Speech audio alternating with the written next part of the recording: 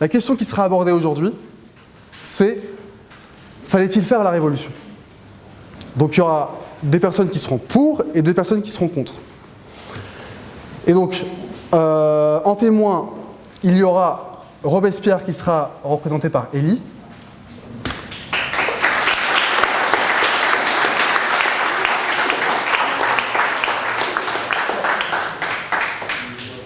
Donc, Robespierre est pour la Révolution.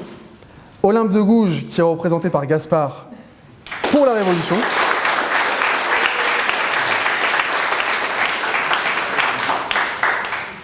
On a ensuite du côté de la défense, donc contre la Révolution, le couple royal, Tallel qui représente Louis XVI,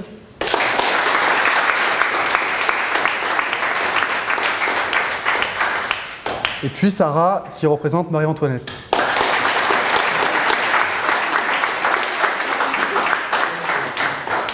Enfin, on aura des avocats qui vont traiter la question au passé. Donc les deux avocats du jour, c'est Hamdi et Mamadou.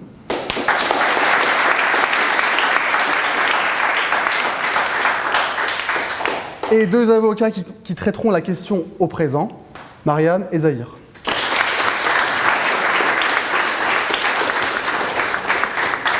Voilà. Bon, bah écoutez, c'est le moment d'écouter les plaideurs. Je vous souhaite un bon spectacle. Les plaidoiries seront suivies des questions du jury. Et donc, Samy, je te laisse le soin d'appeler la première personne à la barre. Aujourd'hui, je me présente face à vous pour plaider mon innocence en tant que témoin assassiné par une révolution que je juge illégitime. J'ai été broyé par ce que vous appelez aujourd'hui l'état profond et financier. Mesdames, messieurs, resterez-vous ainsi satisfaits d'une révolution ne vous accordant que peu de bénéfices donnés par des gens qui s'enrichissent sur notre misère? Et pourtant, c'est ce qui s'est passé. J'accuse M. Fouquier-Tinville d'avoir fait couler du sang en mon nom, d'avoir semé la terreur, d'avoir injustement condamné des citoyens ayant des idées pour des faits d'atteinte à la sûreté de l'État, des crimes de lèse-majesté et de complot. Pensez-vous que je suis si loin du peuple que je n'entends pas les rumeurs? Alors même que j'étais malade à en crever, que je me battais pour vous, pour notre cause, que je me levais chaque matin pour entendre de nouveaux noms ajoutés à la terrible liste de l'échafaud sous ma soi-disant approbation? Des gens, enfin des gens, de pareilles ordures, et je parle ici du président du tribunal révolutionnaire, me font porter le poids de l'acte que je tolère le moins. Vous n'imaginez même pas à quel point j'ai souffert pour me présenter à vous aujourd'hui. La parole d'un seul homme peut détourner la foule de son objectif et j'en suis bien conscient. Je ne vous jugerai pas sur votre passé, mais sur votre futur. Ne vous faites pas avoir par des hommes ayant conquis nos idées pour de l'argent et s'arrêtant à l'apogée de leurs profits. Je pointe du doigt un comité en particulier qui a creusé ma tombe tout le long de cette révolution. Le comité de la guerre présidé par M. Lazare Carnot. D'ailleurs, quelle fut ma surprise en voyant qu'une rue de Pré-Saint-Gervais porte le nom de ce personnage. Savez-vous, cher public, qui est Lazare Carnot? Quelqu'un qui a voulu la guerre en rhinamide, car les finances françaises étaient faibles. J'étais contre cette guerre car la France pose des valeurs de paix. Et à mon sens, il est tout à fait indécent que les finances sont faibles, faisons une guerre. M. Fouquier-Tinville et M. Lazare Carnot ont donné leur approbation à ma condamnation à mort. Étrange coïncidence.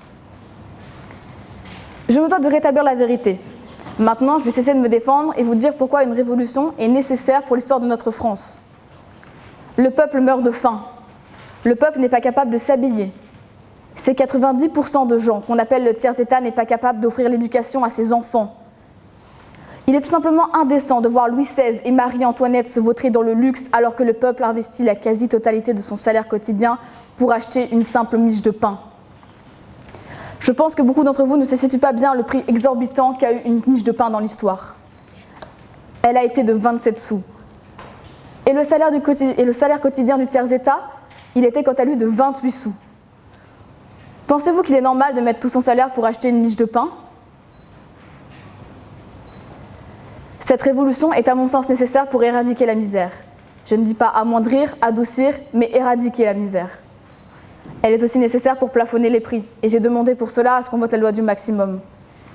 Des spéculateurs mal avisés faisaient de la rétention de blé pour augmenter les prix, et je m'adresse ici à M. Necker des Finances. Il faut aussi abroger le vote censitaire.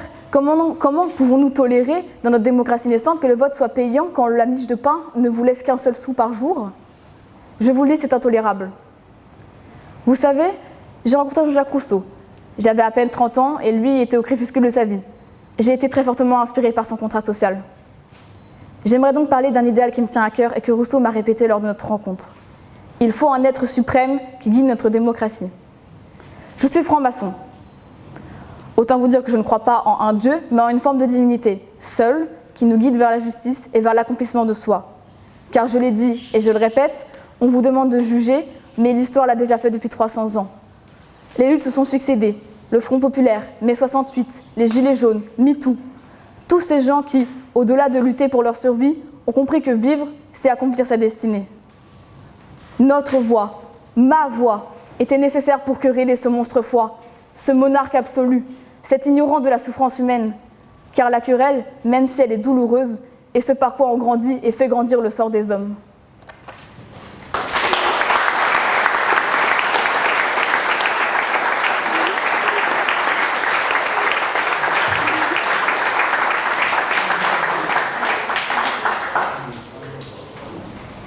Ça commence tellement fort que même l'orage a du mal à se déclencher. Est-ce que les membres du jury?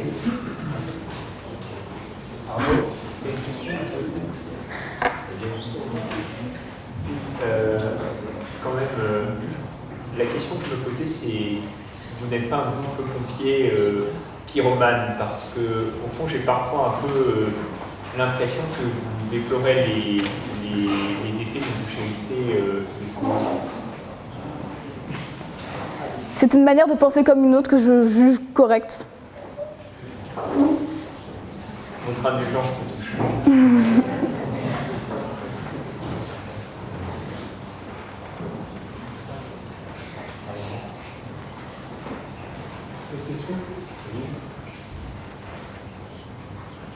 Merci.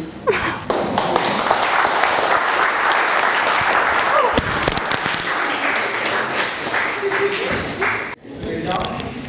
On va passer à Louis XVI, présenté par Hélène Anachi.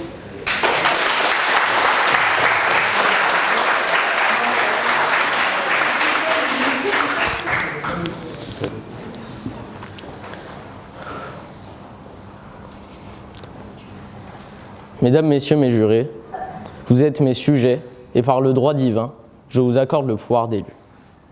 Je suis et je resterai votre roi, que vous le vouliez ou non. Pourquoi vous me faites venir aujourd'hui? L'histoire m'a déjà jugé. Et j'étais si bien dans mon sommeil éternel et profond. Une armée de sauvages a réussi à déloger la plus grande dynastie royale, les Bourbons. Vous avez réussi à mettre à bas la monarchie, car le pouvoir d'une seule vous fait peur. Car en France, tout le monde veut diriger. Des présidents de région, des députés, des sénateurs, des préfets, des maires. Voilà ce qu'est devenue la France, une armée mexicaine, que des chefs. Mais quand il s'agit d'exécuter, il n'y a personne. C'est un peu la morale de la fable de La Fontaine, le conseil des rats. Ne faut-il que délibérer, la cour en conseiller foisonne. Est-il bon d'exécuter, on ne rencontre plus personne.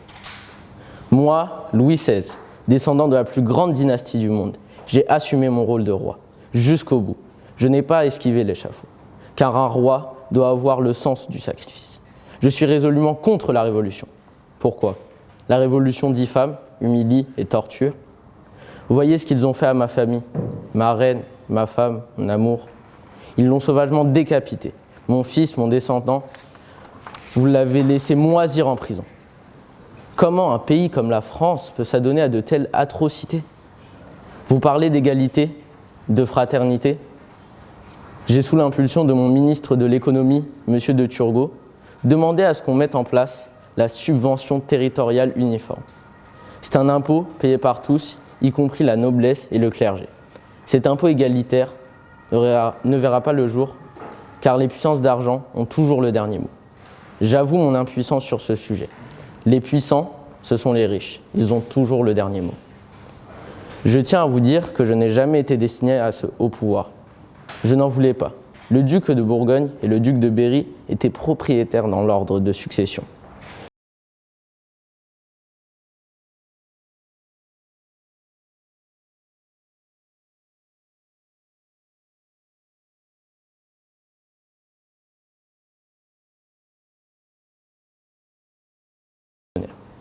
Alors que je subis déjà mon destin, je suis victime de deux injustices. Celle de subir mon rôle de roi et celle d'avoir été décapité pour ça. N'y a-t-il pas là une contradiction ?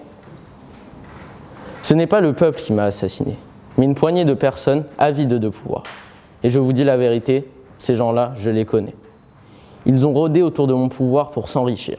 Je parle des spéculateurs comme Danton, Necker ou Robespierre. Enfin, je tiens à dire que la France est une nation qui a vécu pendant plus de 1000 ans, sous la monarchie du droit divin.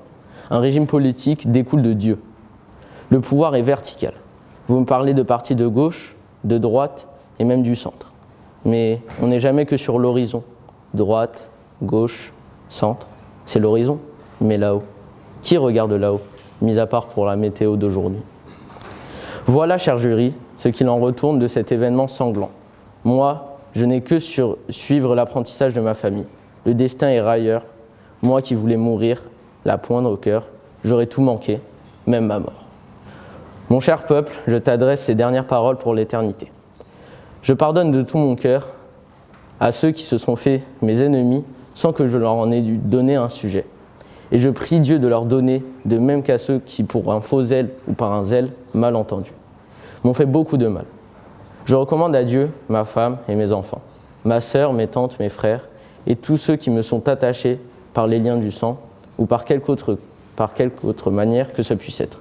Je prie Dieu particulièrement de jeter des yeux de miséricorde sur ma femme, mes enfants et ma sœur qui souffrent depuis longtemps avec moi, de les soutenir par sa grâce, s'ils viennent à me perdre et tant qu'ils resteront dans ce monde périssable. Merci.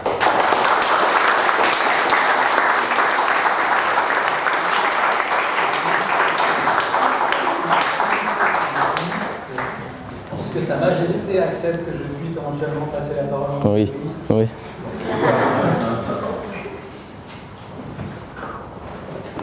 Votre Majesté, Monsieur XVI, vous déclarez, vous plaidez l'impuissance la plus complète, mais vous expliquez également que les plus puissants sont les plus riches. Cela ne veut-il pas dire que vous êtes le plus puissant de tous les Français finalement, et que vous avez simplement failli à votre tâche ? Eh bien, vous voyez, il faut une préparation à tout. On peut se tromper de temps en temps.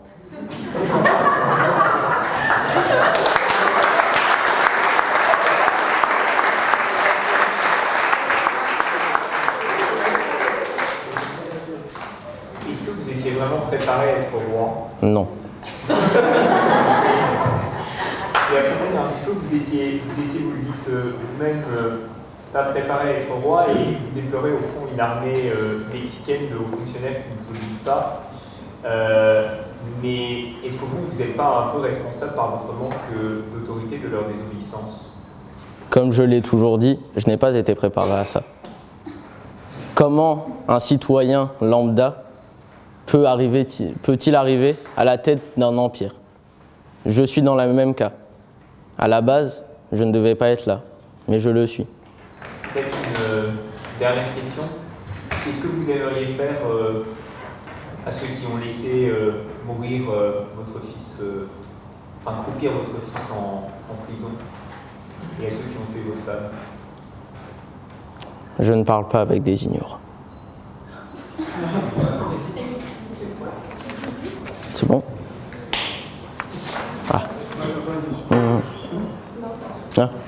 Votre Majesté, vous déplorez, vous semblez déplorer que les puissants sont les plus riches. Et vous indiquez également, peut-être en forme de...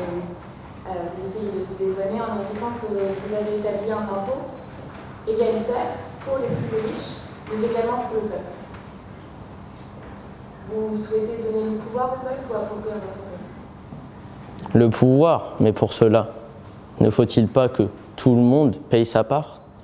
Comment devenir le plus puissant et le plus riche en payant un impôt ? Où est le pouvoir du peuple ?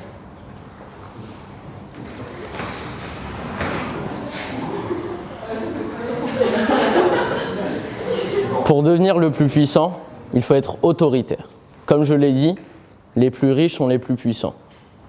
Pour être le plus puissant, j'ai besoin de m'enrichir. Les citoyens arriveront après.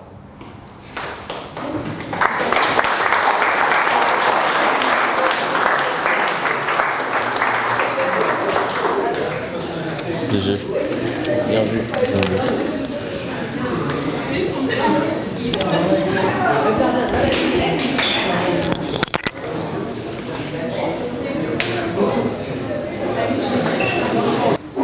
Suis-je devant le tribunal révolutionnaire, le même tribunal qui m'a injustement condamné de trahison, ce même tribunal qui a fait couler du sang sur les trottoirs de Paris? Oubliez cette révolution sanglante que vous vendent les livres d'histoire.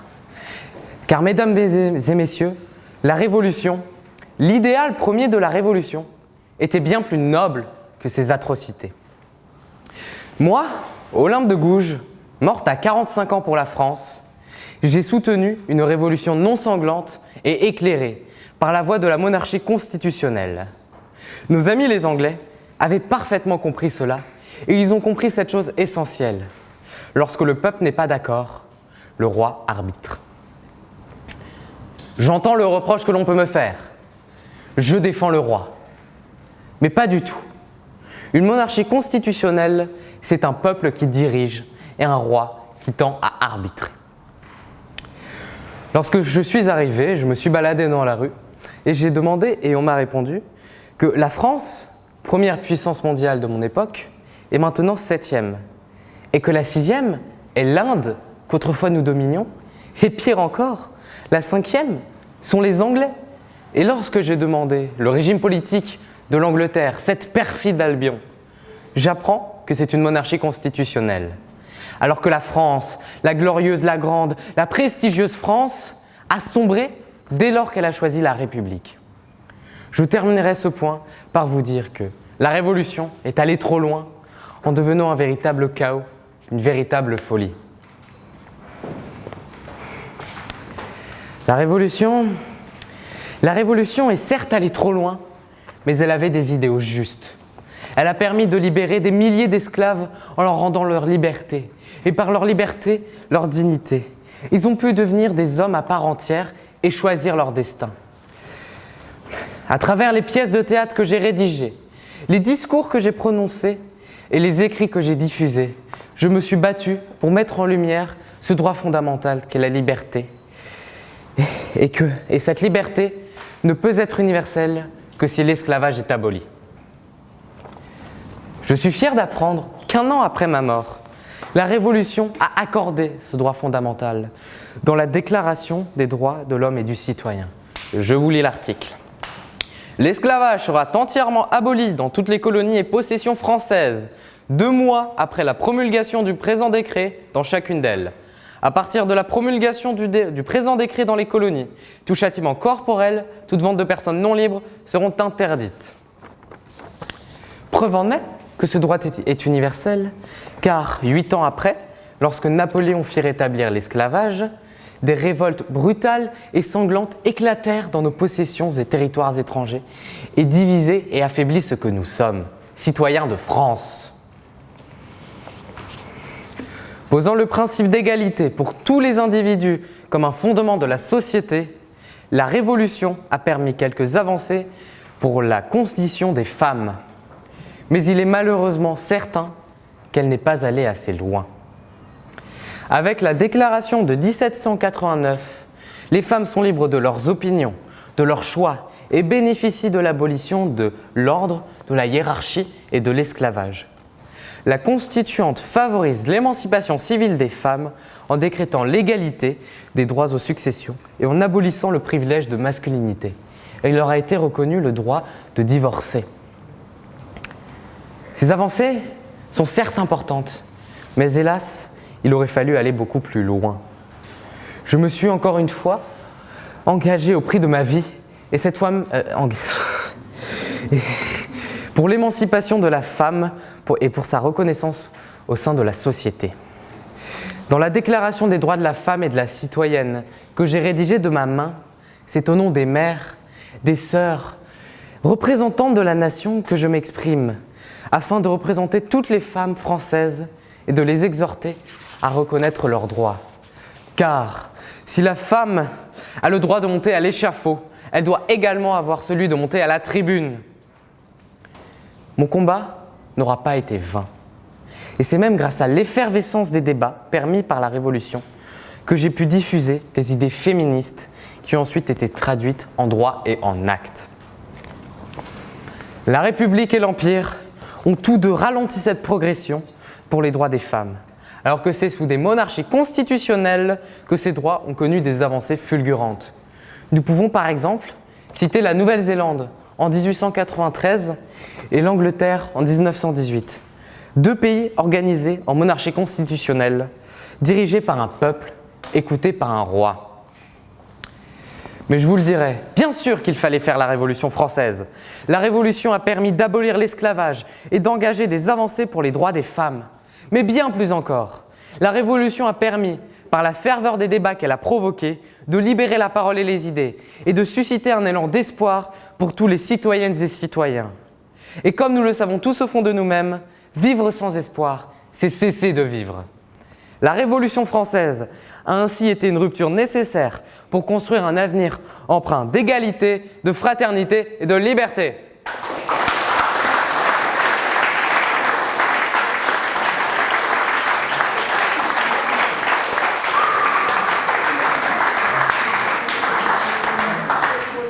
Bravo, bravo. Merci. La prestation était tellement saisissante qu'on a vu Ayoub plusieurs fois avoir des tentatives d'applaudissement. Ouais, mais bon. Après, c'est la parole au public maintenant. Bon.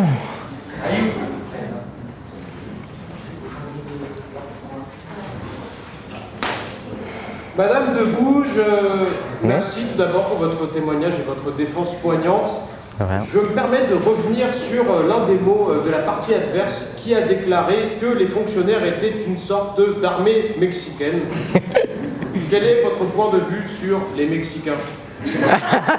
Alors, sur les Mexicains, je n'ai pas de point de vue particulier, ce sont des êtres humains comme nous tous. Après, sur ce qu'il a dit et comparé, je pourrais dire que je trouve que la manière dont le pourvoir a été distribué, je suis d'accord avec lui, a été trop dispersé et nous ne savons plus où aller. Mais je dirais quand même qu'il ne faut pas aussi aller vers une seule personne, mais vers une personne et un groupe de personnes en dessous. Je vous remercie. De rien.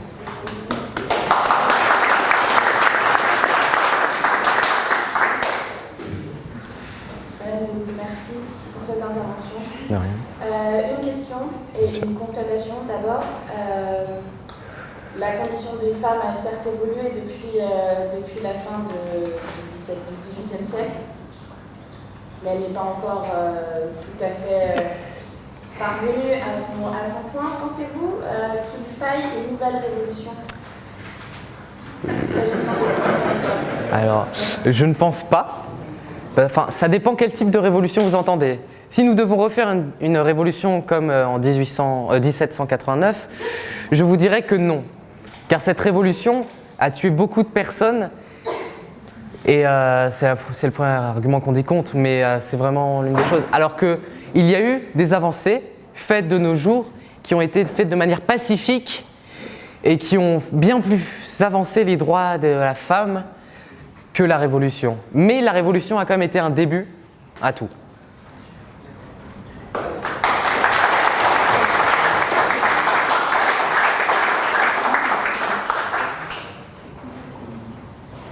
Merci, Madame de Gouges. De rien. Bravo. C'est pas grave, parfait. Est-ce que Sa Majesté nous autorise à faire entrer Marie-Antoinette? Ouais.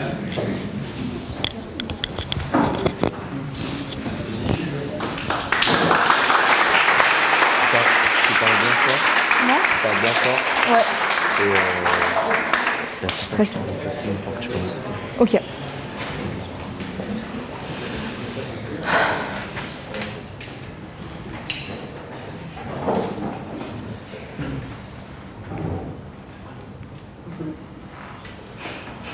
Il va.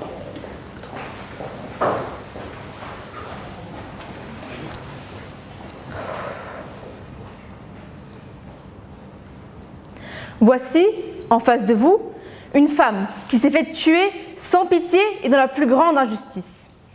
Une femme qui n'avait rien fait, mais pourtant a subi une mort tragique.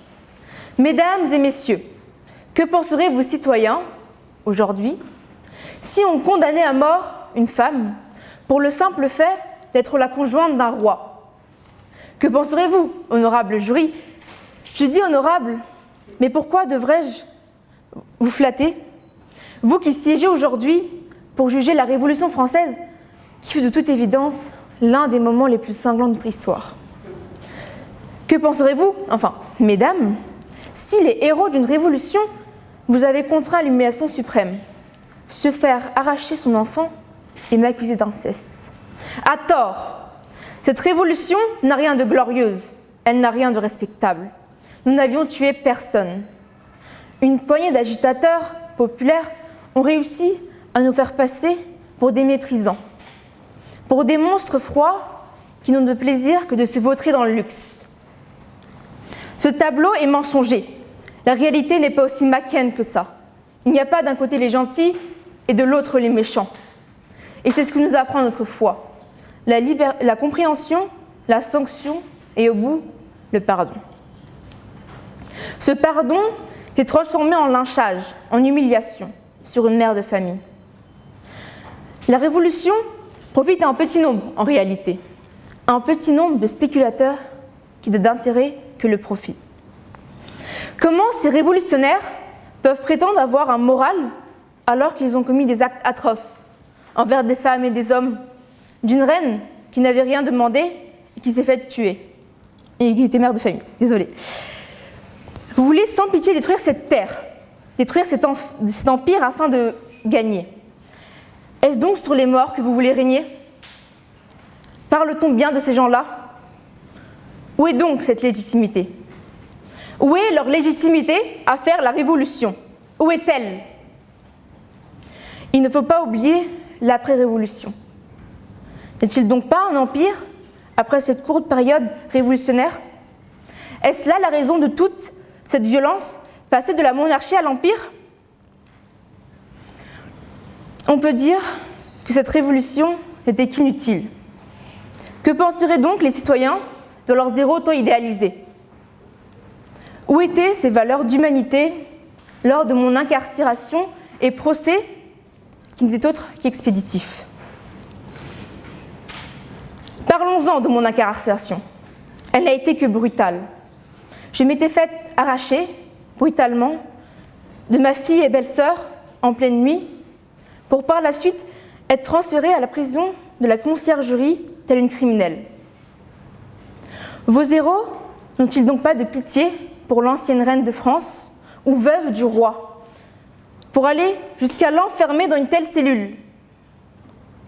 N'ai-je pas le pouvoir d'avoir un minimum d'intimité? Suis-je obligée de partager ma cellule d'un paravent à mi-hauteur avec les gendarmes? Est-ce ainsi leur représentation de l'égalité, les conditions dans lesquelles je fus prisonnière? Néanmoins, je me pose toujours la question sur la raison de mon emprisonnement. Pourquoi m'avoir emprisonnée? Croyez-vous franchement que j'allais m'échapper? Ou alors suis-je autant une criminelle à vos yeux? Pourtant, ce ne sont que les paroles libres qui se font ainsi emprisonner, avec par ailleurs un meilleur traitement.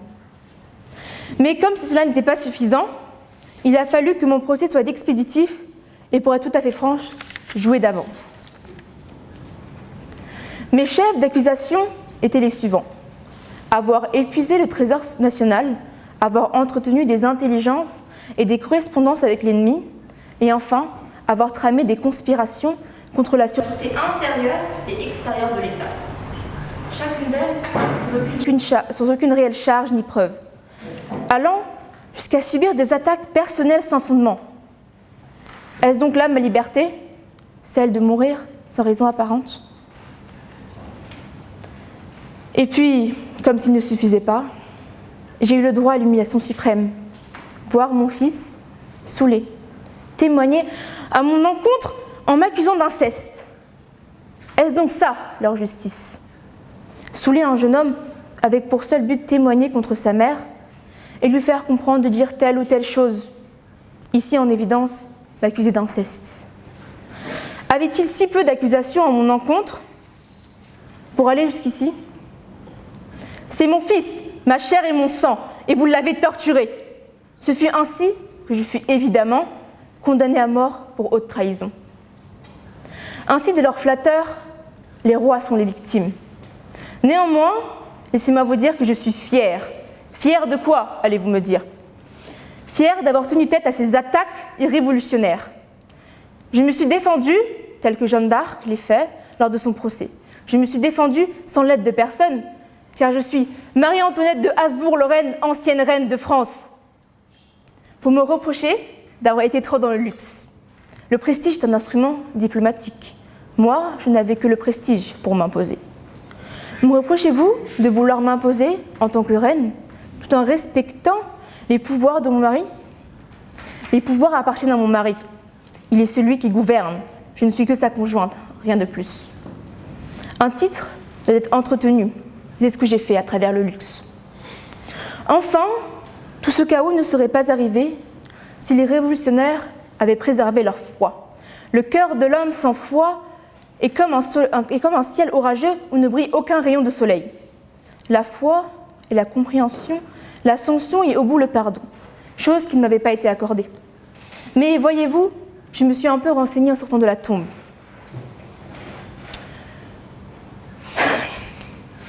Et sur votre manière de faire la politique aujourd'hui. Chaque jour, vous faites une nouvelle réforme. Chaque jour, vous changez vos lois. Vous changez tout le temps vos ministres et présidents. Comment voulez-vous créer de l'ordre et rassurer les Français quand votre Constitution crée autant de désordre? Mais les Français,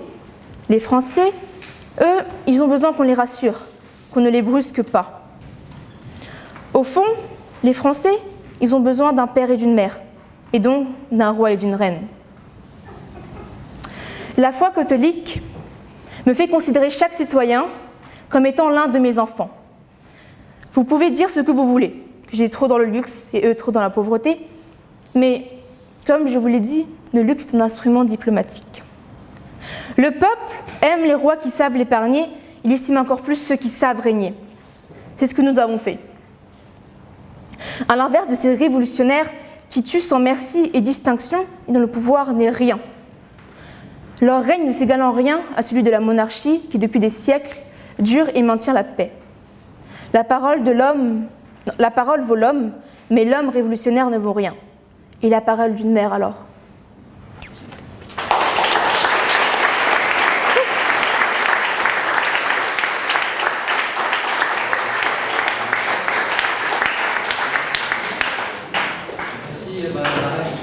N'hésitez pas à nous flatter, hein, c'est toujours bienvenu. Je passe la parole à mon jury. Il fait le dos. Vous avez évoqué à plusieurs reprises votre foi. C'est quelque chose qui revient énormément dans votre discours. Vous avez parlé de compréhension et de pardon. La question est la suivante, avez-vous pardonné? Évidemment. Et j'ai même transmis une lettre à mon fils dans laquelle je lui demandais de ne pas se venger. Car certes, c'est arrivé, mais il faut pardonner le peuple.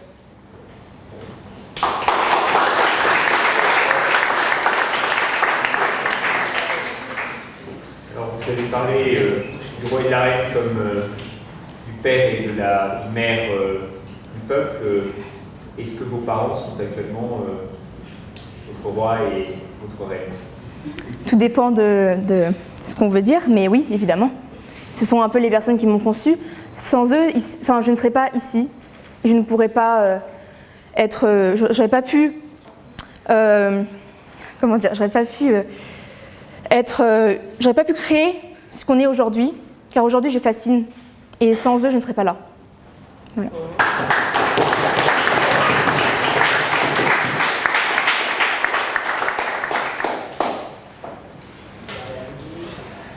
Ils sont là. Qui dit mes parents? Ah, c'est une question personnelle, je ne le dis pas. Ouais, je crois que c'est bon aussi. Au nom du Père du Fils et du Saint-Esprit. Amen. Cette introduction vous choque ? Elle me choque aussi. C'est une tradition qui prospérait pendant la monarchie et la Révolution y a mis fin. Et c'est la thèse que je viens soutenir auprès de vous aujourd'hui. C'est celle de la force et de la nécessité de la Révolution. La religion était omniprésente. Elle était directement liée au monarque. Le monarque recevait la puissance de Dieu et était dépositaire du peuple. Nous, la Révolution, nous, les révolutionnaires, ceux que je suis venu défendre aujourd'hui, ont voulu abolir ce lien qui faisait la force, qui faisait la richesse de quelques-uns et la pauvreté de tout le monde. Mesdames et messieurs, citoyens issus de la Révolution, vous êtes tous des fruits de ma lutte, vous tous autant que vous êtes. Je ne vois plus de sans-culottes et je ne vous demanderai pas de vous déshabiller devant moi, car je pense que vous portez tous une culotte aujourd'hui, n'est-ce pas ? Non. Mais qu'en est-il du moment où j'étais l'avocat de ces révolutionnaires, où certaines personnes ne portaient pas de culotte et étaient d'office ségrégées de la société ? Aujourd'hui, je représente le passé, mais je vous représente aussi, car vous êtes le fruit de ma défense. Pour quelle raison je viens défendre ces révolutionnaires désespérés aujourd'hui ? Je vous donnerai le premier argument qui m'a l'air extrêmement important, c'est le manque de nourriture et le mépris du roi envers le peuple. Je cite Marie-Antoinette, qui s'est citée elle-même tout à l'heure. « Si le peuple a faim, donnez-lui de la brioche ». Fin de citation. Comment pourrait-on prendre cette citation aujourd'hui ? Imaginez un président qui parlerait du peuple en le qualifiant de sans dents. Imaginez un peuple qui soit méprisé au point de ne plus pouvoir acheter une baguette, du pain. Hélas, c'était le cas du peuple français à l'époque. La majorité du salaire des Français était consacrée à l'achat du pain. Et nous avions quelques spéculateurs qui étaient très liés au pouvoir d'ailleurs, qui s'amusaient à faire monter, descendre, monter le prix du blé, se construisant une fortune aux dépens des citoyens. Indigence alimentaire, mépris de la part du roi, voilà ce que je suis venu défendre aujourd'hui, et voilà ce que j'aimerais faire abolir et faire transmettre comme message. Le peuple mourait de faim, il ne pouvait ni s'acheter à manger, ni se vêtir.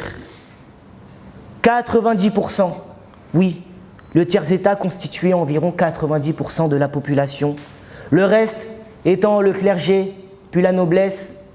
Donc 90% de la population était affamée, méprisée ou encore désespérée. Qu'est-ce que le tiers-état ? Tout.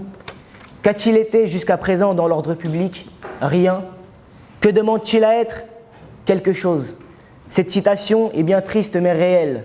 Ces révolutionnaires, ces lutteurs, ces individus que vous voyez devant vous, en culotte ou sans culotte, âgés ou bien jeunes, que ce soit des hommes, des femmes, des enfants ou bien des personnes âgées, ne sont que des révolutionnaires issus du tiers-état qui ne demandent qu'à être reconnus à leur juste valeur.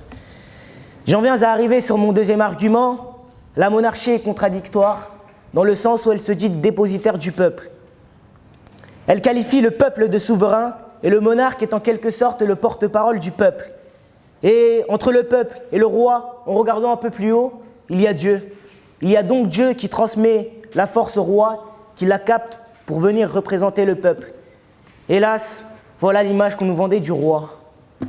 Mais à quel moment un roi qui se dit être le représentant de son peuple s'enfuit lâchement à Varennes et se fait reconnaître par un couple de paysans grâce à une vulgaire pièce de monnaie ? À quel moment un roi qui est censé être à l'écoute de son peuple va voir l'Autriche pour lui demander de l'aide ? Car c'est cela. En sentant venir la Révolution, il est allé voir l'Autriche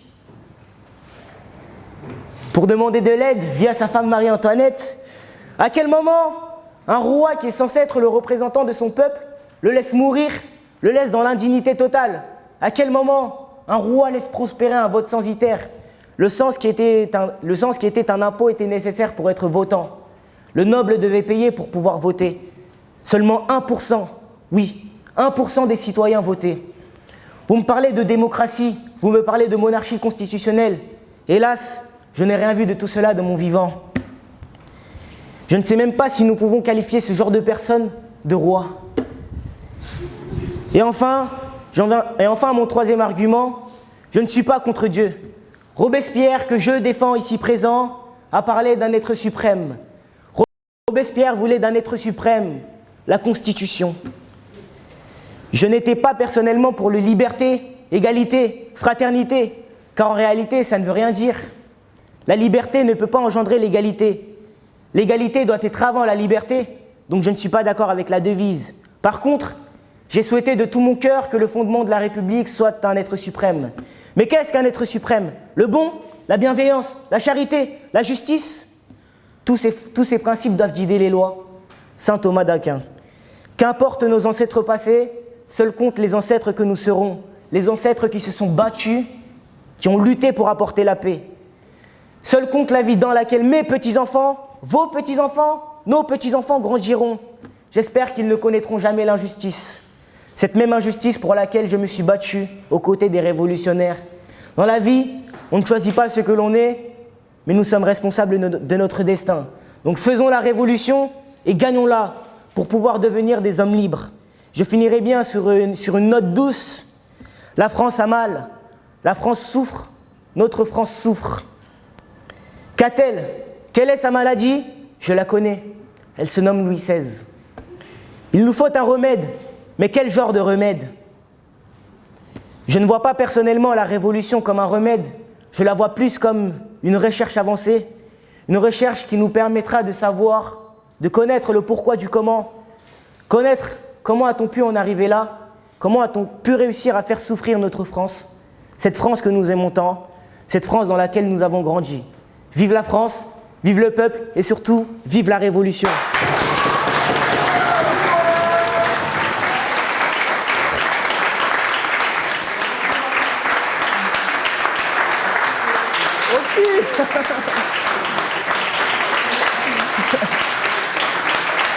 C'est bon. Ça y est. Que de talent. Je pense que les membres du jury sont complètement épars là. Vous allez? Non. On commence. Oh non. Maître, Ouais. Oui. excusez-moi. Allez-y, prenez votre temps, c'est bon? Ouais, c'est bon. Très bien. Maître, vous parlez de la Révolution comme d'une recherche. Pensez-vous qu'il existe une recherche, à part celle peut-être du doctorat de Xavier de Bonaventure, qui vaille le coup de faire rouler des têtes sur le pavé? Je n'ai pas cité la Révolution comme une recherche, j'ai comparé la Révolution à une recherche. La Révolution ne veut pas dire que... J'ai pas dit que la Révolution était une recherche. Du coup...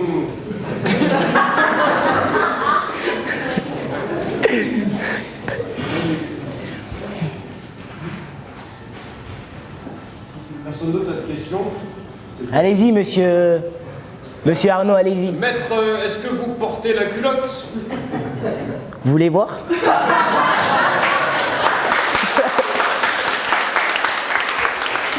C'est bon, Léandre, s'il te plaît, Léandre. Oh non.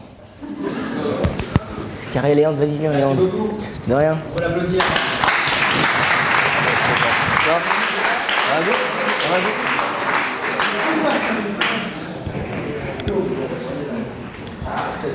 Maître, Marc, on met la veste.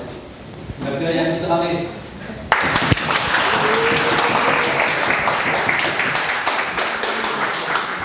Je parle aussi fort que lui. Là.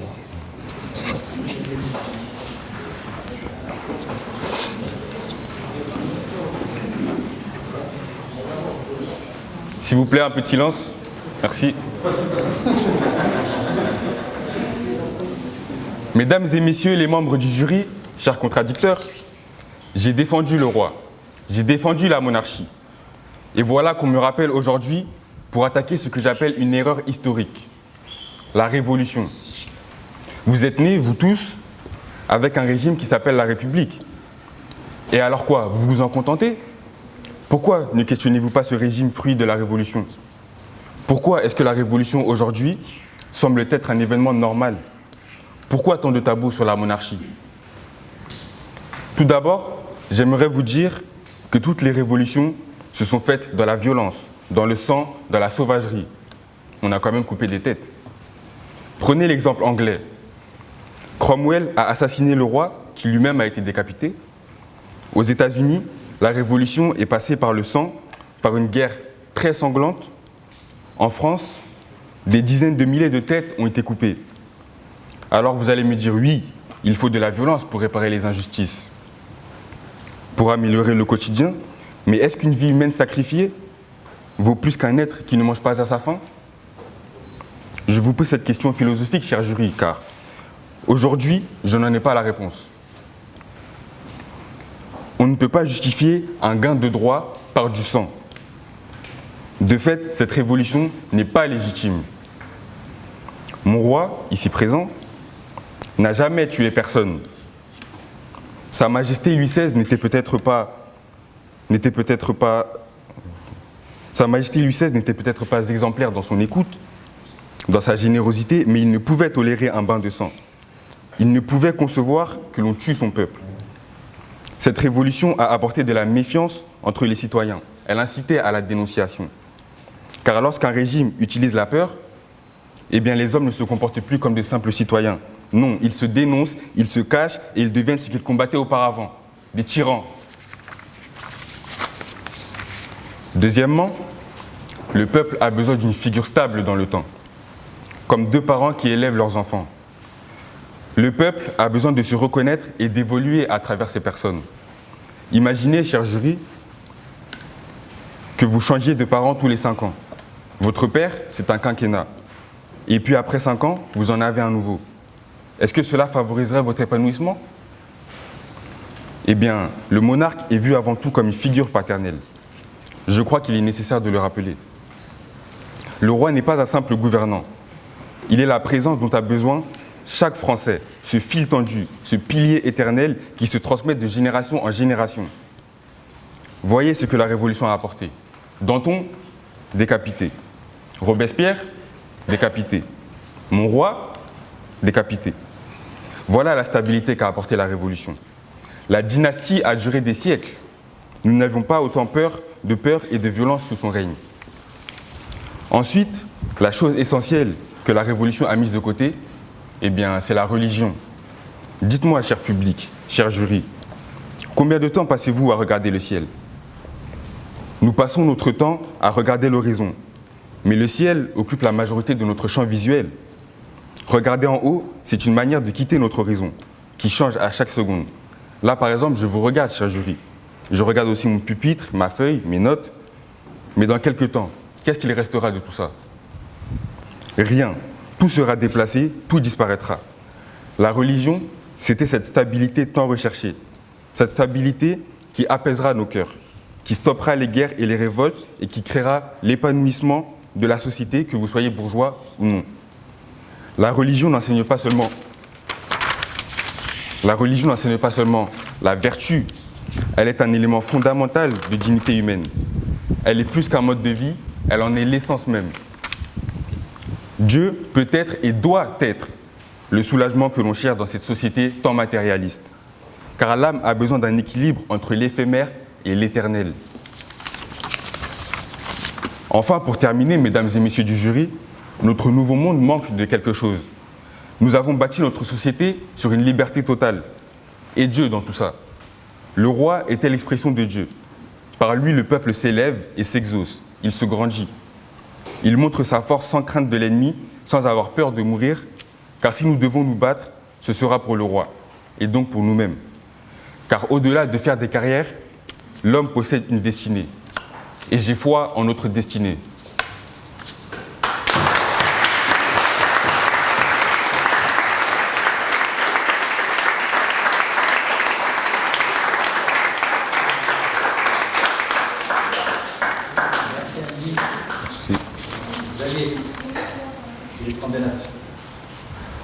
Oui, est-ce qu'au fond, vous voulez qu'on se bat plus pour Dieu ou plus pour le roi en tant que révolutionnaire? D'une manière générale. Alors, les révolutionnaires ne se sont pas battus pour le roi, ils se sont battus contre le roi.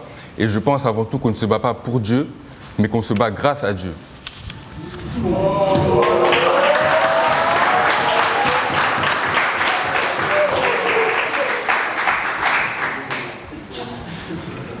Est-ce que vous pensez qu'il faut de la violence pour réparer les injustices?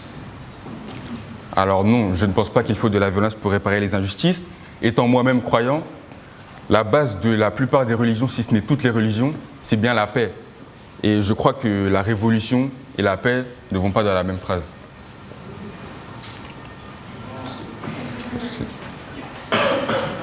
Maître Abdi, est-ce qu'on peut être avocat sans être croyant?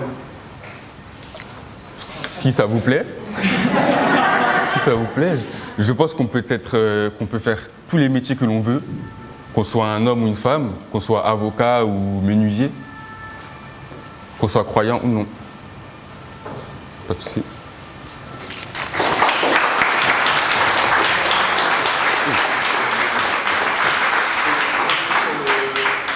Le rôle d'avocat, est-ce qu'on peut être avocat sans croire en son client? Sans croire en son client. Alors, il y a certains clients, je ne pense pas qu'on peut croire en eux, mais je pense que c'est notre métier avant tout, et que lorsqu'on est avocat, on se doit de défendre quiconque vient nous demander de l'aide.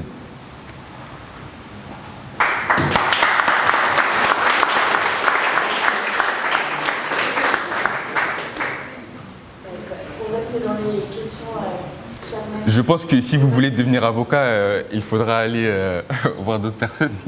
Ce n'est pas un entretien d'embauche malheureusement, mais... J'ai une question justement sur la qualité d'avocat et sur l'exercice.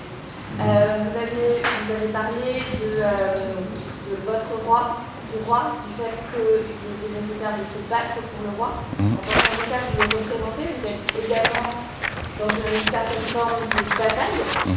Est-ce que vous vous battez pour votre roi ou est-ce que vous vous battez pour votre client? Alors avant tout, je me bats pour mon roi, car selon moi, il n'est pas coupable, et même s'il était coupable, je le défendrai, car c'est mon roi, c'est celui qui nous représente, qui nous dirige et qui nous donne nos libertés et nos droits.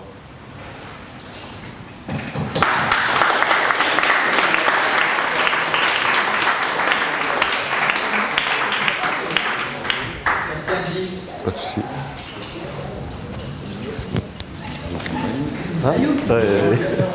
Accueillir Maria.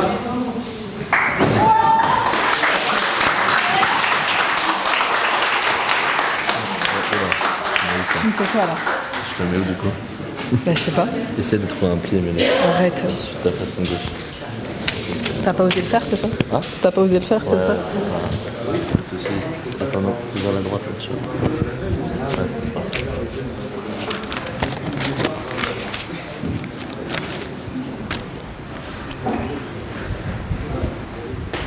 Mesdames et messieurs, je suis aujourd'hui appelée pour faire le procès de la Révolution.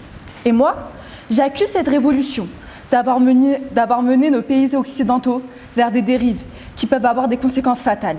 C'est d'ailleurs déjà le cas pour certains pays. Il nous suffit pour ça de nous appuyer sur le passé et sur les erreurs que nous avons pu commettre. Aujourd'hui, nous avons si présent un défenseur de la sauvagerie, du désordre, de l'anarchie, de la brutalité et bien évidemment de la violence. Moi, je vous propose l'ordre à travers un modèle qui existe aujourd'hui et qui a fait la puissance d'un État qui est le Royaume-Uni. Certains partis vous demandent la révolution, mais savez-vous vraiment qu'est-ce que la révolution? Eh bien, je vais vous répondre. Ce n'est qu'un tour sur soi-même. C'est d'ailleurs ce que fait le soleil. La révolution ne corrige donc pas le problème. Elle se contente de tourner sur elle-même et de ramener de nouveaux dégâts, tels que du sang, de la violence. Mais ce que moi je vous propose, c'est l'évolution. L'évolution est quelque chose qui va nous mener dans une nouvelle direction. Une direction où il n'y aura ni mort, ni blessés. Pour vous convaincre, je vais me contenter de parler du désastreux bilan de cette soi-disant révolution. Souvent, l'une des idées dégagées par les révolutionnaires est de détruire le régime actuel pour accueillir un nouveau régime plus moderne, où le peuple serait au pouvoir et où il n'y aurait plus de problème d'égalité. Mais finalement, à quoi ont conduit nos révolutions? Vous êtes-vous sincèrement posé la question? Eh bien moi je l'ai fait. Les révolutions n'ont fait que créer des États surarmés qui, sous prétexte de modernité, ont avili d'autres peuples. Prenons les États-Unis par exemple. Je vous invite sincèrement à lire de La démocratie de Tocqueville pour que vous puissiez vous rendre compte par vous-même de la supercherie demandée par la Révolution. Les États-Unis ont été le pays qui a commis le plus d'actes de guerre depuis leur courte histoire, c'est-à-dire depuis à peu près 200 ans. Voici l'un des fruits de cette merveilleuse et belle révolution que vous prenez ici, maître Maucry. Les fruits de cette révolution sont nombreux, mais malheureusement tous plus graves les uns que les autres. Prenons notre pays, tiens, la France, au passé à la fois glorieux et sombre. La Révolution a provoqué des guerres et elle a avili notre peuple. Et vous savez très bien que notre passé colonial en Afrique nous poursuit aujourd'hui encore et nous amène à de maintes et maintes repentantes, mais aussi à faire réparation, ce qui est, je pense, la moindre des choses. Et nous en avons encore pour des siècles d'excuses avant que la France ne soit totalement pardonnée. Pour résumer, nous n'avons même pas fini de nous excuser que d'autres tyrans vous invitent à commettre de nouveaux massacres. De plus, en termes de démocratie, parlons de l'actualité. Ces soi-disant élections qui ont amené des misogynes et des sexistes, tels que Donald Trump, à la tête d'une puissance mondiale. Pensez-vous vraiment que ces élections sont le reflet du peuple américain ? Alors, je ne vais même pas m'attarder sur nos élections. Je pense que nous sommes tous encore atteints par ces élections. Nous avons eu le magnifique choix entre la peste et le choléra. C'est pour cela que je vous demande de vous questionner sur les démocraties modernes. La France est aujourd'hui 7e puissance mondiale et elle est encore vouée à descendre. C'est l'une des raisons pour laquelle je vous invite vivement à prôner ce que moi je prône, la monarchie constitutionnelle, qui est le régime d'une puissance mondiale telle que le Royaume-Uni. Je me permets de vous interroger, vous jury, vous public, vous défenseurs de l'anarchie.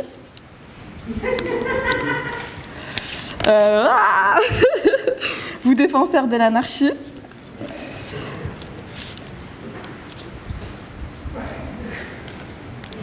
Citez-moi ne serait-ce qu'un fait qui vous est choqué concernant le Royaume-Uni. Vous me parlerez de leurs colonies, mais même leurs colonies ont été l'une des moins violentes connues sur cette terre. Alors que prenons un pays sanglant tel que l'Allemagne, où la seule chose que la Révolution a semée est la création d'un régime nazi qui sera jugé pour crime contre l'humanité. Merci encore une fois à cette Révolution. Et ne pensez pas que la démocratie met vraiment le peuple au pouvoir. La démocratie subit des déclins innombrables, tels que le déclin économique. Nos téléphones, notre localisation est constamment surveillée. Finalement, ce n'est qu'une prison dorée avec des bracelets électroniques modernes. Pour conclure, j'aimerais insister sur un point essentiel pour moi. Un pays est fort lorsque sa politique est forte. J'ai pu voir de mes propres yeux que le Maroc est un pays fort, avec une nation qui est solidaire et unie. C'est donc en connaissance de cause que je propose d'instaurer une monarchie constitutionnelle en France. Ce serait un moyen pacifique et avantageux pour tous. Alors unissons-nous pour que plus qu'aucun innocent ne soit sacrifié inutilement au nom d'une révolution aux effets désastreux. Alors, je vous ordonne vivement de barrer la révolution de vos solutions. Elle ne répand autour d'elle que violence et carnage.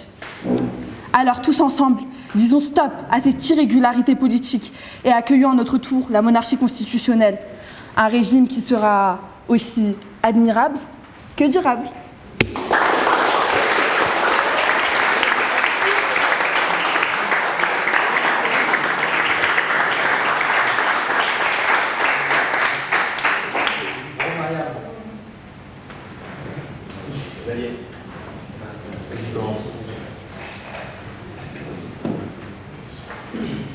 Maître, vous vous exprimez contre la Révolution en expliquant qu'elle n'est que violence, carnage, bilan humain désastreux. Si la prochaine révolution était la révolution de l'amour? Je pense que la révolution ne peut pas rimer avec un mot tel que l'amour, monsieur. Non, ça ne rime pas, effectivement. C'est bien ce que je viens de dire, oui, oui. D'accord. Est-ce que vous pensez au fond que derrière le mot république ne se cache pas aujourd'hui en France une monarchie absolue? Je m'adresse à une juriste. Je suis peut-être pas en politique, mais ce que vous dites, c'est très intéressant. Et peut-être que oui, une monarchie absolue, c'est... se cache sûrement derrière cela.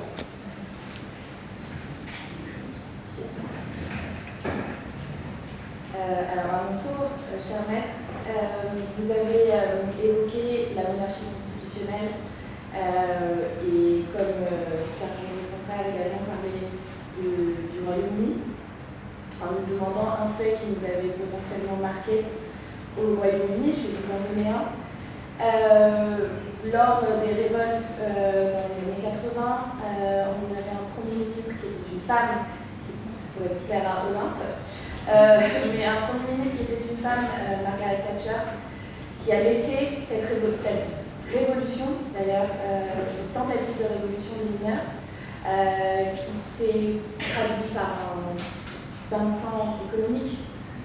En quoi la monarchie constitutionnelle et le fait que la reine soit toujours là et qu'on ne soit pas dans une certaine révolution, mais dans une évolution, en quoi le fait d'avoir la reine là, sur ce sujet-là, est mieux qu'une république, par exemple? Tout simplement parce que dans une république, on change de représentant tous les 5 ans. Nous avons à la tête de nos républiques des personnes souvent pas qualifiées. La pluralité politique n'est pas assez forte en France. Alors qu'une monarchie, c'est quoi? C'est des personnes qui sont nées pour gouverner, des personnes qu'on éduque pour gouverner. À partir de là... Je vous rappelle juste que la reine, par exemple, aux États-Unis, au UK, n'a aucun pouvoir de gouverner. C'est pas elle qui gouverne. Oui, mais ça reste la mère du peuple. Et la mère est stable, la mère ne change pas. C'est mieux ça, de connaître une reine que de connaître 5000 présidents. Mais c'est pas elle qui gouverne. Même si c'est pas elle qui gouverne, le fait d'être reine...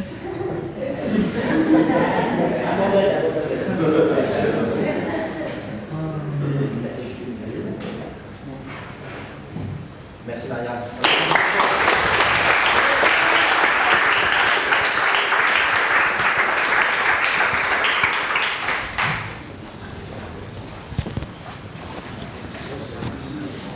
Et on accueille Zahir.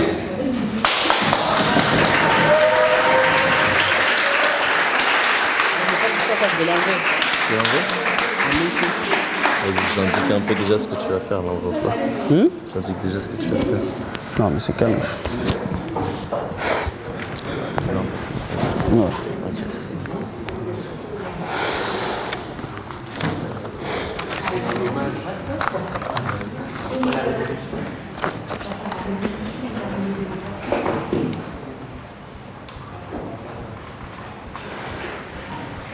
Mesdames, Messieurs, honorables membres du jury, bonjour.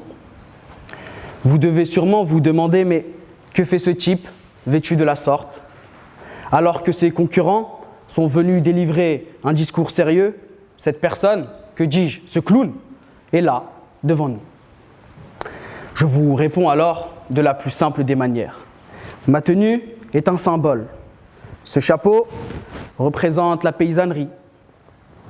Ces lunettes, les personnes les plus aisées. Cette chemise, les fonctionnaires, les hommes de bureau. Et ce pantalon, que je vais bien évidemment garder, les ouvriers, les artisans, les hommes de tous les jours. Et tout ce cinéma, tout cela pour vous dire que la révolution, ce n'est pas seulement un truc de pauvre, une idée du tiers-État, une théorie des ouvriers. Une fausse pacifique est venue nous vanter tout à l'heure les conséquences de la révolution, comme quoi c'est si affreux. Hein. Moi, contrairement à la très tolérante, à l'intellectuelle Loara Hadi Mariam, je fais le choix de ne pas stigmatiser la lutte de chacun, mais de surtout respecter le raisonnement de tous. Moi, contrairement à l'ayatollah Loara Hadi Mariam, je ne veux pas me mettre au pied des aristocrates et des milliardaires aux chevilles enflées. Elle a tenu un discours rempli de formes, mais en réalité vide de fond. Et c'est pour cela que je suis ici devant vous. Faut-il faire la révolution aujourd'hui? Oui. Liberté, égalité, fraternité, une devise de la République bafouée et négligée. Liberté, égalité, fraternité. L'utopie républicaine est-elle encore d'actualité? Et vous, l'égalité? Est-ce que vous la ressentez? Au niveau de la justice, fonction régalienne de l'État, l'égalité des justiciables devant la loi est un principe acquis durant la Révolution et surtout par la révolution. Et s'est installé, bien évidemment, comme une évidence pour tous. Malheureusement, cette égalité devant la loi est dans certains cas en partie substituée par ce que j'ai moi-même appelé l'égalité du portefeuille. L'égalité, dans ce monde entre les hommes, est une règle qui ne compte que des exceptions. Les riches sont mieux jugés que les pauvres. Les enfants de riches, à la seule force du capital culturel et économique de leurs parents, intègrent les meilleures écoles. Sachez aussi, public, que je ne suis pas anti-riche. Je veux moi-même, pourquoi pas, un jour, si Dieu me le permet, le devenir. Mais je constate seulement la domination d'un système bête et méchant qui prône l'inégalité. Je constate seulement les failles d'un système qu'on a bâti. Comment renverser ce système ? Par la lutte, par la révolution. Et pour tous ceux ici qui ont une envie enfouie de se révolter, mais qui se laissent rattraper par l'idée que la révolution n'aboutit à rien, sachez que la peur de l'échec rend impossible la réalisation d'objectifs concrets. Sachez aussi que l'histoire de notre pays, l'histoire du monde, nous montre que seule la bataille compte et que seule la lutte fonctionne. La violence, qu'elle soit verbale ou physique, bien évidemment, personne n'en veut.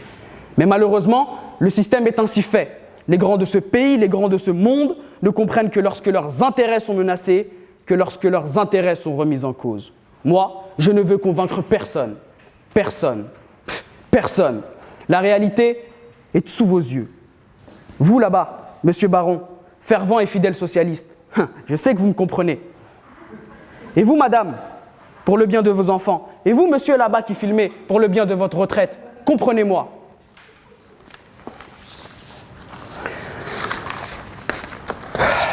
Nous vivons dans un monde où les pauvres s'appauvrissent et où les riches s'enrichissent. Je prône bien évidemment une révolution à l'échelle française, mais plus encore, à l'échelle mondiale. Car, personnellement, je trouve insoutenable le fait que des personnes, des vieux, des jeunes, des enfants, aux quatre coins de la planète, vivent sous une pauvreté accrue, jusque parfois en mourir. Vous savez que la France est le premier pays européen où les travailleurs meurent au boulot, et on trouve ça normal. Personne n'en parle. Alors que lorsque la bourse chute d'1 ou 2%, ces myrmidons des médias en font tout un patatras. Et Victor Hugo disait, cela prouve que les temps n'ont pas changé, que c'est de l'enfer des pauvres qu'est fait le paradis des riches. Alors aujourd'hui, traitez mieux les travailleurs, ils travailleront sûrement mieux, mais traitez mieux les riches, ils maltraiteront sûrement les travailleurs. De surcroît, on essaye de ruiner les seuls bienfaits que nous a octroyés le système. Que dis-je ? Que les lutteurs sont partis arrachés aux mains du système. Un État-providence qui se dégrade en utilisant le prétexte que les Français n'ont pas la culture du travail, que les Français sont des assistés, que des Français sont des fainéants. Moi, je dis non. Luttons contre cela, au nom de l'humanité. Tout le monde doit bénéficier, du moins, d'un minimum pour vivre. Et enfin, au niveau des institutions, on constate un essoufflement du système, émiettement des partis, monarchie présidentielle. Il faut mettre fin à tout ce vacarme politique. Comment ? Par la lutte, par la révolution. Personnellement, je ne trouve pas normal qu'un président ait autant de pouvoir alors que la Constitution en lui confère si peu par rapport à tout ce qu'il fait aujourd'hui. Après tout ce long et pénible argumentaire, je vous demande, quels ancêtres serons-nous ? Serons-nous ceux qui se sont laissés emporter par la malédiction du système ? Ou bien ceux qui se sont révoltés pour leurs droits, ceux de leurs enfants, ceux de leurs futurs petits-enfants ? L'année dernière, j'avais fini avec une phrase du célèbre philosophe et intellectuel Franck Ribéry qui disait que la roue tourne va tourner. Aujourd'hui, vu la sérieuxité du sujet, je vais bien évidemment essayer de faire mieux. Je terminerai par un proverbe qui me tient particulièrement à cœur. À l'issue de mon argumentaire, mon objectif a été de vous ouvrir les yeux. Et vous demandez sûrement, mais qui suis-je pour vous ouvrir les yeux ? Un petit jeune de 19 ans ? Je vous réponds que l'œil est la plus belle salle de rendez-vous. Alors aujourd'hui, en ce rendez-vous, réveillez-vous et ouvrez les yeux.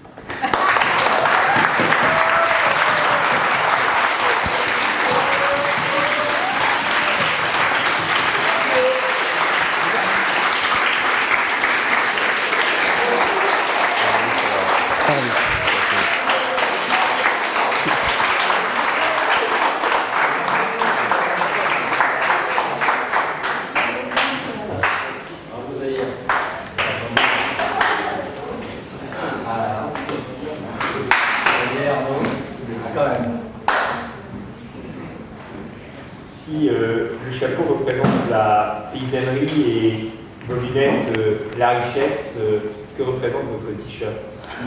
Ça me représente moi et c'est plus important que tout cet accoutrement.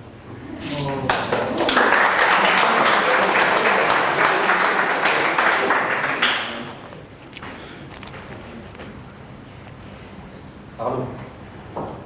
Je vous poserai la même question qu'à votre contradictrice. Et si la prochaine révolution n'était pas celle de la violence, mais celle de l'amour?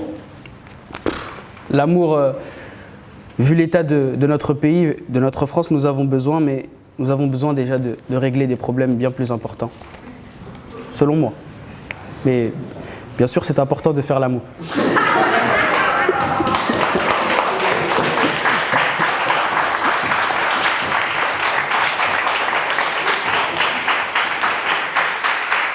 C'est bon? Bon, de toute façon, j'ai que des choses gentilles à dire, donc je vais pouvoir le parler un peu plus fort. Donc encore une fois, bravo à tous, félicitations. C'est un exercice qui est vraiment pas évident, de prendre la parole en public devant toute une audience, je pense devant vos proches aussi.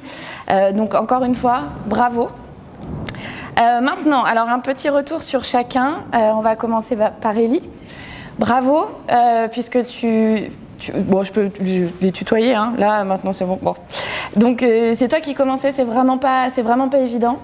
Bravo, tu as bien posé ta voix.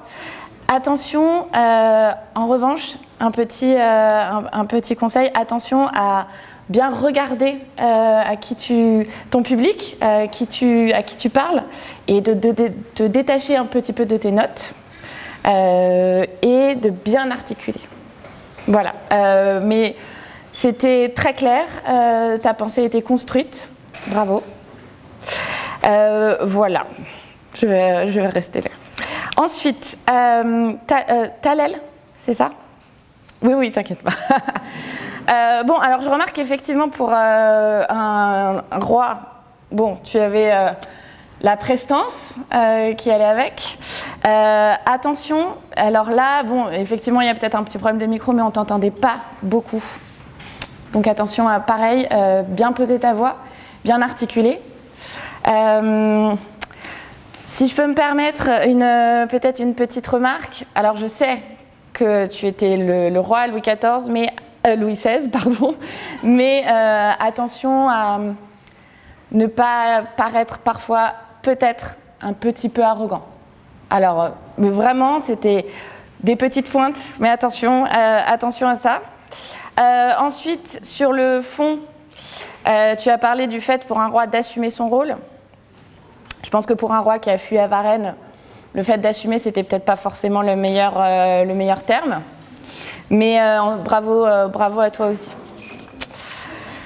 Gaspard. Alors, Gaspard, magnifique Olympe de Gouges. C'était très bien, tu étais le premier à te détacher de tes notes, justement, et à ne pas lire tes notes et à regarder le public ou ton audience. Bravo. Et alors, effectivement, aussi pour un garçon, un homme, le fait de prendre la place d'une femme, tu l'as très bien fait. Et qui plus est, Olympe de Gouges, qui est considérée comme la première des féministes. Moi, j'étais à 100% derrière toi.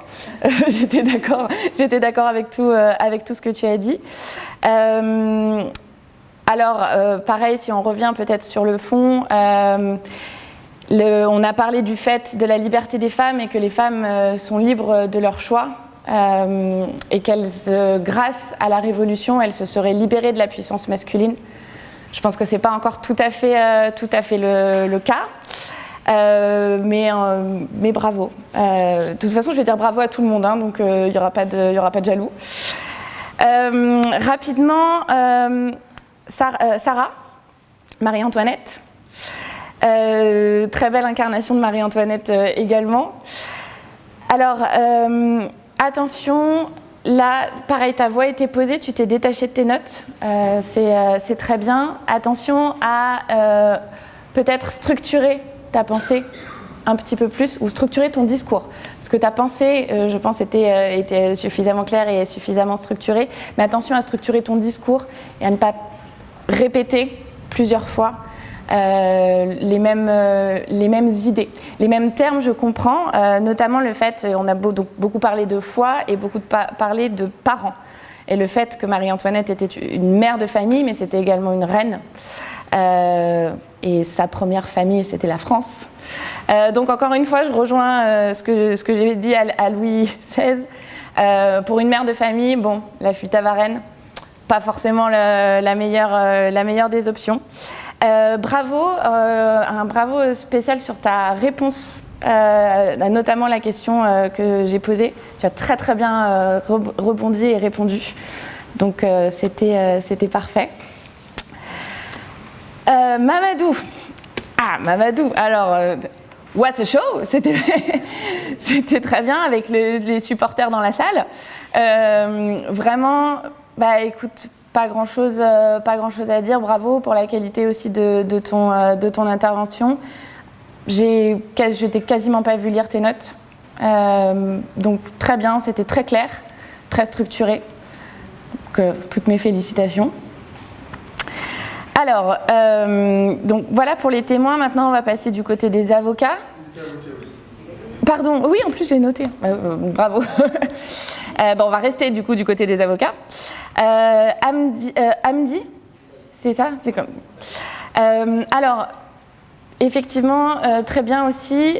J'ai l'impression que plus on avançait dans les intervenants, moins vous lisiez vos notes. Donc, c'était parfait.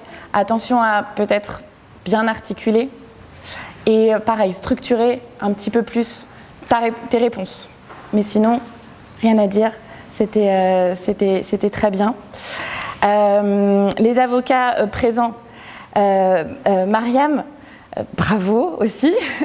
C'était très clair. J'ai beaucoup aimé le parallélisme entre la révolution et l'évolution. J'ai bien aimé également la référence au soleil. Alors je ne sais pas s'il y avait un parallélisme avec le fameux Louis XIV aussi, mais en tout cas bien joué. Et attention, là, bon, effectivement, tu t'étais pas vraiment détaché de tes notes et ta voix était très claire, ton discours était très bien posé, donc c'est un petit peu dommage. Là, vraiment, ton intervention aurait gagné, elle aurait été parfaite si tu avais réussi à te détacher un tout petit peu plus de tes notes. Mais bien joué, bravo. Et enfin, le dernier, Zahir, bravo aussi. Alors, on avait une mise en scène, ce qui est très bien. Sa voix portait très bien, très clair. Un discours construit avec de bonnes références. Alors, peut-être qu'on reviendra sur les pouvoirs du président et la Constitution. On pourra peut-être en reparler, du fait que le président aurait plus de pouvoir que ce que la Constitution lui donne. Pourquoi pas, je serais intéressée d'avoir ton point de vue là-dessus. Mais voilà pour ces premiers retours. En tout cas, encore une fois, bravo à tous. Je sais que c'est vraiment pas évident. Et vous avez de beaux jours d'éloquence devant vous.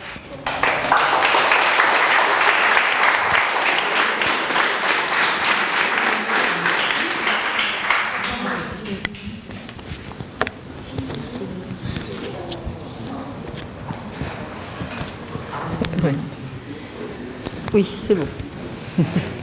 C'était à l'envers. C'est bon comme ça.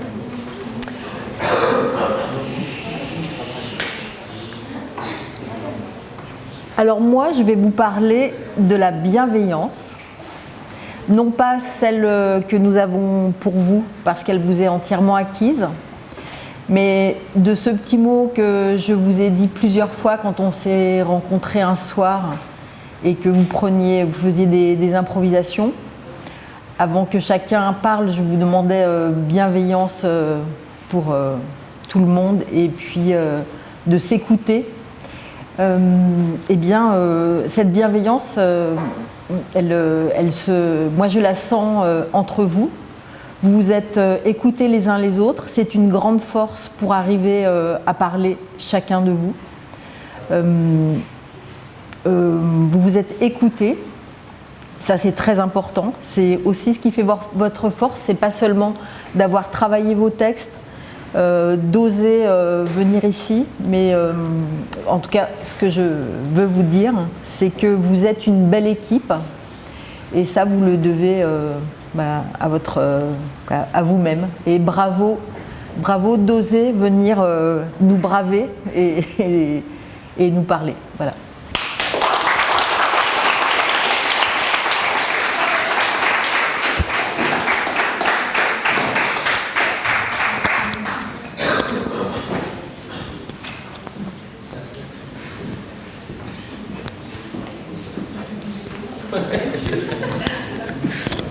Tu me le mets? Ah oui, d'accord. Tiens, super.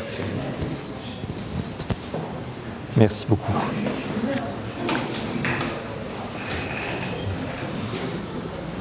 Alors d'abord, merci infiniment à la mairie du Pré Saint-Gervais de nous accueillir une nouvelle fois pour ce deuxième procès historique. Le premier avait lieu sur la place de la mairie et au fond, je crois qu'on peut être un peu soulagé qu'il n'ait pas eu lieu cette fois-ci place de la mairie.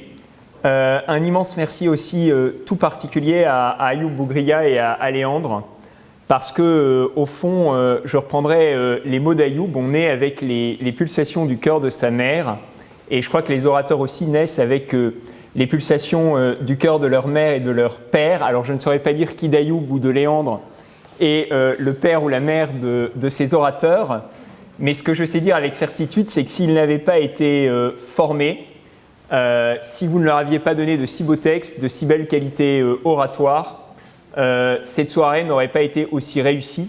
Et par conséquent, je propose que le public leur réserve un tonnerre d'applaudissements.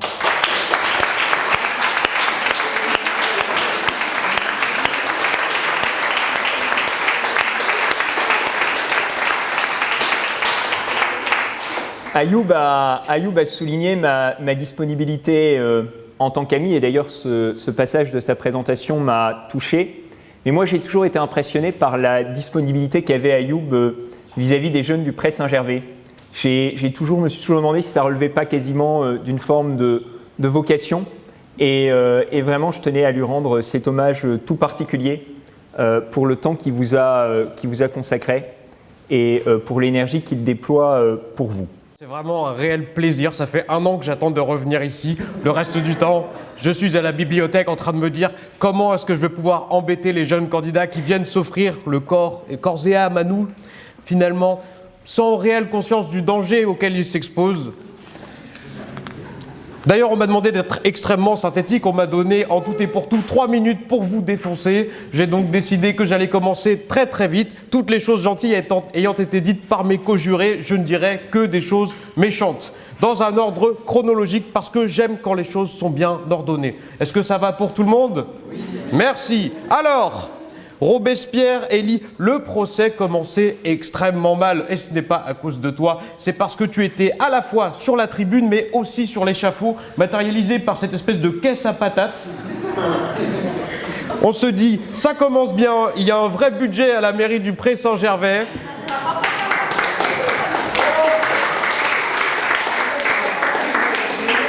Arrêtez d'applaudir, arrêtez de rigoler, je n'ai pas le temps, s'il vous plaît. Merci beaucoup. Alors, par contre, ton discours était vraiment extrêmement bien construit. Vraiment, j'étais très impressionné. Je ne dirais pas trop de choses gentilles non plus, c'est pas mon travail aujourd'hui. Mais tu as laissé sur le cul Xavier de Bonaventure qui n'a eu aucune question méchante à te poser. Et ça, c'est un exploit parce que je vois des gens qui sont en doctorat, bac plus 8, 9, auxquels il arrive à poser des questions méchantes, y compris moi. Et toi, il n'a pas réussi. Et pour ça, je pense qu'on peut l'applaudir. Bravo.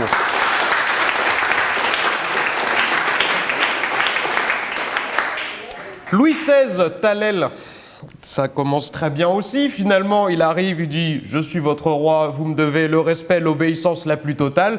Nous, on est là, on se dit « Ok, d'accord, mais pour quelle raison ?» C'est-à-dire que Talel, c'est la seule personne qui essaye de se défendre finalement de la peine de mort, de la guillotine, de sa tête qui roule sur le pavé, place de Grève, comme ça, plein de sang. Il dit « Non, mais franchement, voilà, on est roi ». C'est vrai, ça arrive de se tromper de temps en temps.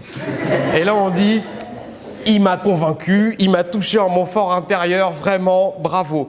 Néanmoins, tu as vraiment une excellente répartie, c'est très impressionnant. J'étais un peu aussi sur le cul, comme Xavier de Bonaventure avec Élie, sauf que cette fois-ci, c'était moi. Et pour ça, bravo, merci beaucoup.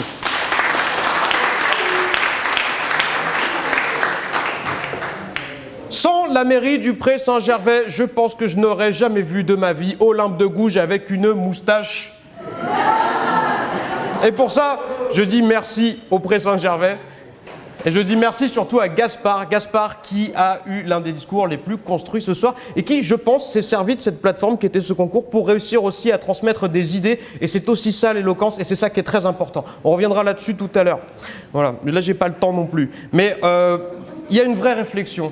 Il y a une vraie réflexion dans le travail de Gaspard, comme dans votre travail à vous tous. Et je reprendrai les propos de Xavier. Vous avez été extrêmement impressionnants tous ce soir, surtout vous, les collégiens. Moi, au collège, je faisais encore des bulles avec ma bouche. Vous faites des discours à la mairie. Bravo. On enchaîne. Marie-Antoinette. Marie-Antoinette, pareillement, elle a été décapitée. Elle dit ouais, bon, ça va. Elle arrive avec un calme olympien. Et ça, c'était assez impressionnant également. Parce que vous êtes, mine de rien, assez impressionnant. Surtout, monsieur le maire, vous faites un petit peu peur, je trouve. C'est vrai. Ouais. Vous avez un petit côté Vin Diesel, peut-être.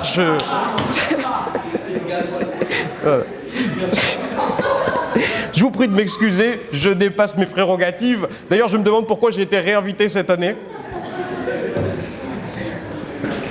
Marie-Antoinette, c'est l'une des seules personnes, ceci dit, qui a eu la présence d'esprit de, comment dire ça poliment, de failloter avec les membres du jury en les appelant honorables membres du jury. Laissez-moi vous dire qu'ils ne sont pas vraiment honorables. J'ai croisé Ayoub Bougria il y a 2 jours à 2h du matin au kebab.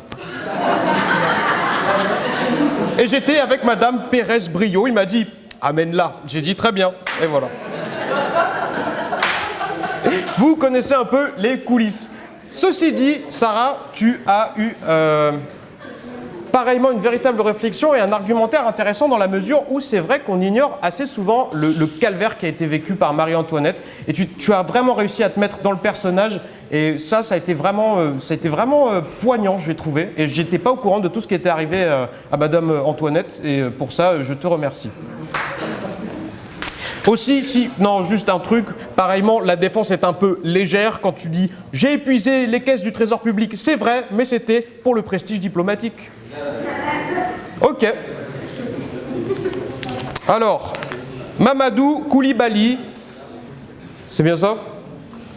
Et le seul avocat qui vient pour défendre les droits du peuple, du prolétariat, il a un fan club, un mec pour lui mettre son micro et un mec pour lui apporter ses feuilles. Mais ça a été vite oublié puisque mon attention est retombée finalement sur peut-être une fixette de ta part, peut-être une obsession, je ne sais pas, sur les culottes. Tu as répété 47 fois le mot culotte au cours de ton discours, je l'ai noté, Xavier pourra confirmer. Ceci dit, ça ne nous dérange pas puisque nous sommes professionnels avant tout.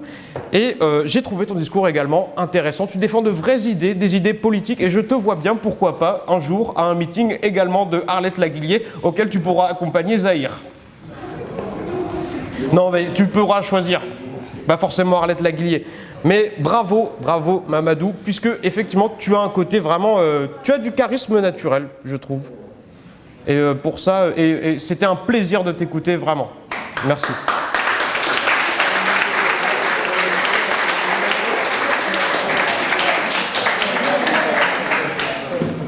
Hamdi, tu es arrivé tout de blanc vêtu, telle la colombe, la couleur de la royauté, et tu l'as bien défendu finalement. Et j'étais agréablement surpris, puisqu'au début, je te trouvais un peu timoré, surtout en passant juste derrière Mamadou. Mais tu m'as emmené, tu m'as pris par la main et tu m'as fait comprendre tout ton raisonnement. Et à la fin, je me suis dit, peut-être qu'il a raison au final. Voilà. Le tout doublé d'une indubitable confiance en toi qui ne semble pas être remise en question par les remarques du jury. Et tu nous as dit de regarder le ciel. Et avec toi, Hamdi, je veux bien regarder le ciel. En tout cas, tu nous as aussi parlé de l'horizon, la gauche, la droite, le centre. Il existe même des gens au centre. Mais pour toi, l'horizon est brillant. Merci beaucoup.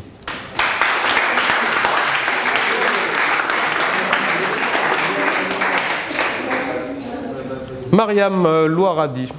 Louaradi, c'est ça ? Très bien.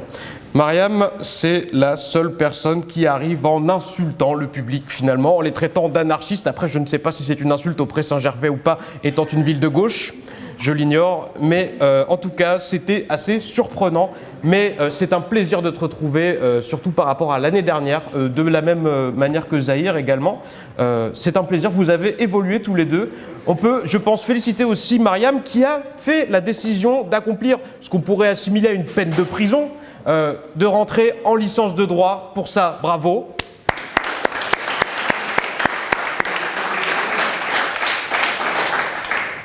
Et je dénote aussi une certaine animosité vis-à-vis de ton contradicteur, du fait que tu t'investisses corps et âme dans ton discours, certes, ou peut-être que tu ne l'aimes tout simplement pas. Quand tu dis « le tyran » et tu regardes Zahir comme ça, attention à ne pas tomber dans l'attaque personnelle. C'est réservé aux membres du jury. Merci beaucoup. Bravo, Mariam. Dernier petit détail. Au Royaume-Uni, le plus choquant, ce n'est pas la colonisation, c'est la cuisine. Non, c'est pas vrai. Voilà. Alors, Zahir, tu m'as fait un numéro de transformisme auquel je ne m'attendais pas. Je t'ai vu arriver, je me suis dit, mais qu'est-ce qu'il va faire? Et puis, tu as commencé à te déshabiller. Xavier se demandait où tu allais t'arrêter. Il a été déçu. Après, tu interpelles les gens directement dans le public, tu dis « Monsieur, avec le téléphone !» Genre, range ton téléphone, je plaide. Voilà. Mais avec toi, Zahir, j'ai envie de la faire, cette nouvelle révolution. Je sais pas où on va, parce qu'il n'y a aucun projet derrière. Mais en tout cas, des vraies idées politiques, etc. Et je me permettrai de revenir là-dessus, puisqu'on est dans la mairie, finalement le bastion de la politique au sein de la ville, de la cité. Vous avez tous, sans exception, développer des vraies idées aujourd'hui. Vous avez eu un vrai argumentaire. Je pense qu'on peut remercier aussi les travaux de l'association pour ça. Je tenais à vous dire bravo. Et peu importe que vous gagniez ou que vous perdiez, ce soir, vous avez déjà fait le premier pas vers l'éloquence, vers la prise de parole, vers un travail, un projet. Peut-être le deuxième pour certains d'entre vous. Voilà, ça fait 1 an déjà et je suis très très heureux de revenir ici et de vous revoir pour certains, de vous rencontrer pour d'autres. Je me permettrai de revenir sur la question de la révolution, et promis, je serai extrêmement concis, mais Mariam a développé une idée intéressante, je ne sais plus si c'est Mariam ou quelqu'un d'autre, mais voilà. La révolution est un éternel recommencement. Voilà, la Terre fait une révolution par an, etc., etc. Et je me permettrai aussi de revenir sur ce que disait Ayoub, la parole est une musique. Aujourd'hui, on a eu un concerto d'arguments, voilà. Certains, d'un côté, un petit peu plus marche militaire quand même, mais bon, ça allait. En tout cas, ce soir, c'était vraiment une symphonie et c'était un immense plaisir de venir ici. Et je vais repartir sous des trompes d'eau, mais je pense que ça valait vraiment le coup. Et je sais que ce sont les gens comme vous, les gens qui osent prendre la parole, les gens qui osent s'exprimer et les gens qui osent se fixer des objectifs, accomplir des projets, assister à des concours, participer à des concours et surtout briser la timidité, parce que je sais que c'est pas évident. Voilà. Pour ma part, j'étais un ancien timide également et je sais que je vois parmi vous certains, ça a demandé un véritable effort et pour ça, encore une fois, bravo. Et je sais que voilà, pour revenir sur la métaphore de la musique, je sais que mesure après mesure, c'est les jeunes comme vous qui écrivez la partition de l'avenir. Et avec vous, la prochaine révolution est entre de bonnes mains. Bravo.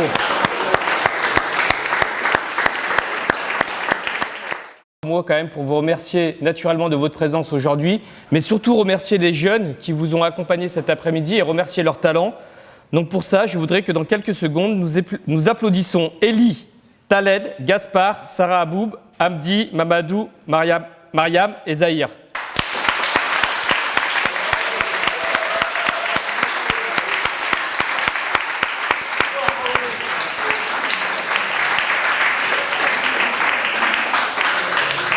Vraiment, merci à vous pour nous avoir fait passer cette très belle après-midi, mais aussi merci pour votre talent, le talent gervaisien, le talent de la Seine-Saint-Denis dont on parlera tout à l'heure un tout petit peu. Je voudrais aussi remercier donc l'association Hereditas, une des 190 associations gervaisiennes par l'intermédiaire d'Ayoub, qui arrive à développer des endroits et des moments extrêmement importants pour nous tous en tant que gervaisiens, avec de la culture, du loisir, du sport et pas mal de thématiques. Donc merci à toi Ayoub, merci à Hereditas pour cette deuxième année qui a vécu et bien vécu sur la ville du Pré-Saint-Gervais. Comme nous sommes sur les remerciements, j'en profite pour remercier donc Xavier qui t'a accompagné et Arnaud et Lara. Merci à vous. C'est Marion. C'est Marion qui l'a remplacé. Ok, pardon. Je remercie aussi les services de la ville qui ont beaucoup travaillé donc par l'intermédiaire de Marie-Claire, Caroline, et je vois aussi quelques...